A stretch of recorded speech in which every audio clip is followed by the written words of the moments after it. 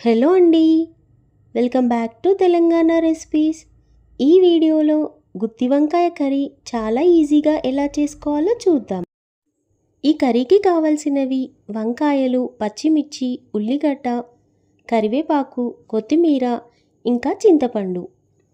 చింతపండుని ఇలా నానబెట్టుకొని ఒక గిన్నెలో వాటర్ తీసుకొని అందులో సాల్ట్ వేసుకొని వంకాయలకి సగం కంటే ఎక్కువగా 2 ఘాట్లు పెట్టుకొని ఉప్పు వాటర్లో వేసుకోవాలి. ఇప్పుడు ఒక కడాయి తీసుకొని అందులో 1 కప్ నువ్వులు వేసుకొని 2 మినిట్స్ లో ఫ్లేమ్లో ఫ్రై చేసుకోవాలి. అందులోనే 1 టేబుల్ స్పూన్ షాజీరా, 2 టేబుల్ స్పూన్స్ ధనియాలు, దాల్చిన చెక్క, 4 లవంగాలు, 2 యాలకులు, ఇంకా బిర్యానీ ఆకు కూడా వేసుకొని 2 మినిట్స్ లో ఫ్లేమ్లో ఫ్రై చేసుకోవాలి. చల్లారిన తర్వాత మిక్సీ జార్లోకి తీసుకొని గ్రైండ్ చేసుకోవాలి.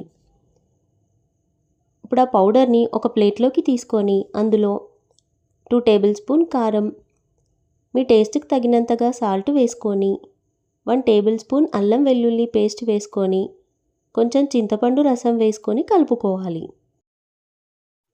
10 నిమిషాలు సాల్ట్ వాటర్లో ఉన్న వంకాయల్ని ఇలా తీసుకొని అందులో గ్రైండ్ చేసిన ఈ పేస్ట్ని స్టఫ్ చేసుకోవాలి. ఇలా అన్ని వంకాయలకి స్టఫ్ చేసుకోవాలి. చేసుకున్న తర్వాత ఇప్పుడు మళ్ళీ అదే కడాయి పెట్టుకొని అందులో ఆయిల్ వేసుకొని అది వేడైన తర్వాత 1 టీ స్పూన్ జీలకర్ర, 1 టీ స్పూన్ ఆవాలు, షాజీరా, లవంగాలు, యాలకులు, దాల్చిన చెక్క, ఇంకా బిర్యానీ ఆకు కూడా వేసుకొని కట్ చేసి పెట్టుకున్న ఉల్లిగడ్డలు ఇంకా పచ్చిమిర్చిని వేసుకొని మీడియం ఫ్లేమ్లో ఉల్లిపాయలు వేగేంత వరకు ఫ్రై చేసుకోవాలి. 1 టేబుల్ స్పూన్ అల్లం వెల్లుల్లి పేస్ట్ వేసుకొని కలుపుకొని 1 టీ స్పూన్ ధనియాల పొడి, 1/2 టీ స్పూన్ పసుపు వేసుకొని ఇంకా కరివేపాకును కూడా వేసుకొని కలుపుకొని స్టఫ్ చేసిన వంకాయలన్నిటినీ ఇందులో వేసుకొని 2 మినిట్స్ ఫ్రై చేసుకొని మూత పెట్టేసి 5-6 నిమిషాల వరకు మీడియం ఫ్లేమ్లో ఉడికించుకోవాలి. ఇలా ఉడికిన తర్వాత కలుపుకొని అందులో చింతపండు రసాన్ని వేసుకోవాలి. కొందరు పులుపు తక్కువగా తింటారు, అలాంటి వారు చింతపండు రసాన్ని తక్కువగా వేసుకోండి. ఇప్పుడు మళ్ళీ మూత పెట్టేసి 10 నిమిషాల వరకు మీడియం ఫ్లేమ్లో వంకాయల్ని ఉడికించుకోవాలి.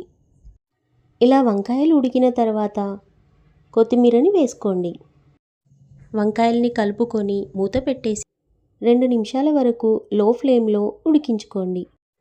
ఈ గుత్తి వంకాయ కర్రీ రోటీలోకి, చపాతీలోకి, ఇంకా రైస్లోకి చాలా బాగుంటుంది. సింపుల్గా ఈ ప్రాసెస్లో గుత్తి వంకాయ కర్రీని చేసుకోవచ్చు. మీరు ట్రై చేయండి. మీకు ఈ వీడియో నచ్చినట్టయితే లైక్ చేయండి, షేర్ చేయండి అండ్ సబ్స్క్రైబ్ చేయండి. Thank you for watching.